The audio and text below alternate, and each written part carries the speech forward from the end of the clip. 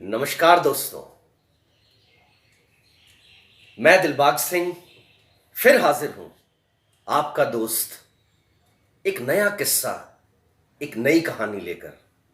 वो कहानी जिसमें सच्चाई है, दर्द है, स्ट्रगल है, विनिंग है, लूजिंग है, लेकिन अल्टीमेटली एक मैसेज है, एक लेसन है, कंट्रीब्यूशन है। Friends, today I am going to talk about a person who contributed whole of his life for the purpose of farmers. Those farmers who were not able to even earn their livelihood. Gujarat के एक ऐसे इलाके में जहां farmers अपनी cooperative society को establish करना चाहते थे लेकिन कर नहीं पा रहे थे, due to technical reasons, due to some government official matters. और ये कहानी इंडिपेंडेंस से पहले शुरू होती है और वहां एक शख्सियत निकल कर आती है जिसे ये मालूम ही नहीं था कि मैं इस फील्ड में काम कर सकूंगा। A wonderful man with great mission, not early in his life, later on it became his mission, none other than Mr. Verghese Kurian. What a wonderful life this man has led. और उनकी किताब का title I too had a dream, मेरा भी एक सपना था। ये सवाल है हम सबके लिए कि क्या आपका कोई सपना है? इस इंसान ने अपने जीवन के करियर को स्टार्ट किया। उस स्टार्ट में उन्हें यह पता ही नहीं था कि वो यहां पहुंचेंगे।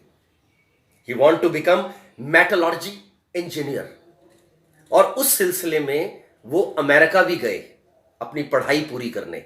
1947 and 48 he remained in US. He studied, completed his masters, came back, and he was offered a job by the government of India to go to a village known as Kera, and he was asked to handle dairy project. अब इनके लिए तो ऐसा कोई सपना था ही नहीं। इन्होंने तो सोचा था एक इंजीनियर बन के वापस आया हूं, या तो अमेरिका जाऊंगा वापस, या किसी कंपनी का बड़ा एग्जीक्यूटिव बनूंगा, या फिर इंडियन आर्मी ज्वाइन कर एक अच्छा जीवन, मतलब जो उन्हें लगता था, क्योंकि वो सब सपने उन्होंने आसपास से संजोए थे, अपने एनवायरनमेंट से, जिनसे वो बहुत ज्यादा प्रभावित भी थे। लेकिन उन्हें मालूम नहीं था कि एक बहुत बड़ा सपना उनका इंतजार कर रहा है उसी गांव में, केरा गांव में। He went there, even he stayed in garage. और आपको मैं एक इंफॉर्मेशन के लिए बताना चाहूंगा कि इनके माता पिता पढ़े लिखे लोग थे उस वक्त। He himself studied in a very good school. Later on, he joined, studies in US. So, he was little bit confused about his career, what to do, what not to do. तो जीवन तो uncertain है ना। कई बार uncertainty आपके सामने एक opportunity लाती है, और अनसर्टनिटी से हम एक अपॉर्चुनिटी लेते हैं या एक पर्पस लेते हैं और आगे बढ़ते हैं। डियर फ्रेंड्स, आनंद डेयरी का नाम आपने सुना होगा, द कोऑपरेटिव मिल्क सोसाइटी, जिसने हिंदुस्तान के सभी फार्मर्स का मुस्तकबिल बदल दिया। इस इंसान के लिए ना एक बहुत ब्यूटीफुल शेर मुझे मिला है कि मैं अकेला ही चला था जानिबे मंजिल, मगर लोग साथ आते गए और कारवां बनता गया। Yes, he led his life in this manner. वहां पर कुछ लोगों की टीम के साथ, सरकारी हेल्प के साथ इन्होंने आनंद डेयरी की स्थापना की, जो आज वहां का फार्मर, उसकी जो इनकम थी, उसकी इनकम 50 से 60 गुना बढ़ गई।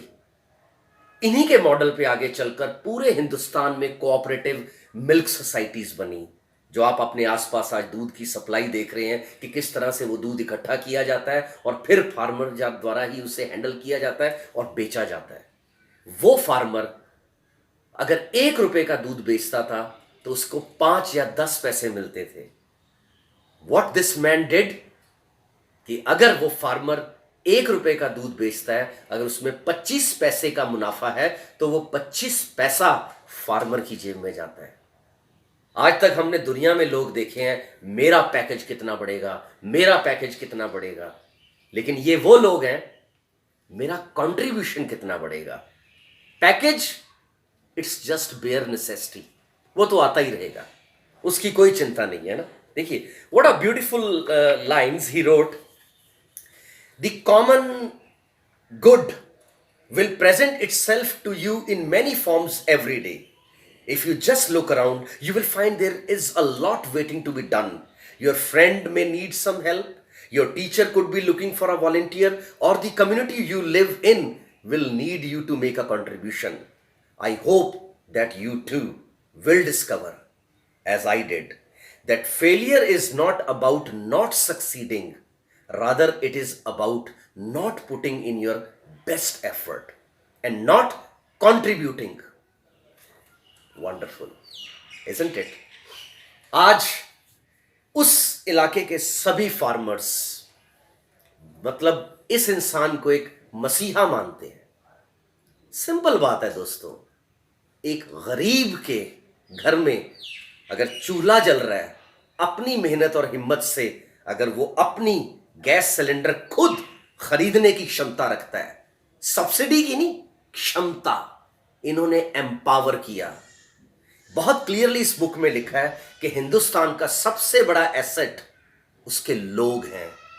उनके लोगों में इन्वेस्ट करो, उन्हें एम्पावर करो, उन्हें हैंडीकैप मत करो, पंगु मत बनाओ, उन्हें ताकतवर बनाओ, उनके सपने बुनो, उनके सपनों को बुनने के बाद उन्हें साकार करने की क्षमता उन्हें दो। ये था इस इंसान का ड्रीम, जो बस यूं ही उनके सामने आ गया। ओके, अगर मैं इससे पिछली अपनी किताबों की बात करूं, जैसे हमने पहली बुक ली थी meaning of life by Victor Franklin, एक साइकेट्रिस्ट। उन्हें कभी नहीं पता था कि मैं कंसंट्रेशन कैंप्स में जाऊंगा और 3.5 साल तक वहां मजदूरों की तरह काम करूंगा। इस अनसर्टेन सिचुएशन, लाइफ की अनसर्टेन सिचुएशन से उन्होंने पर्पस ऑफ लाइफ निकाला।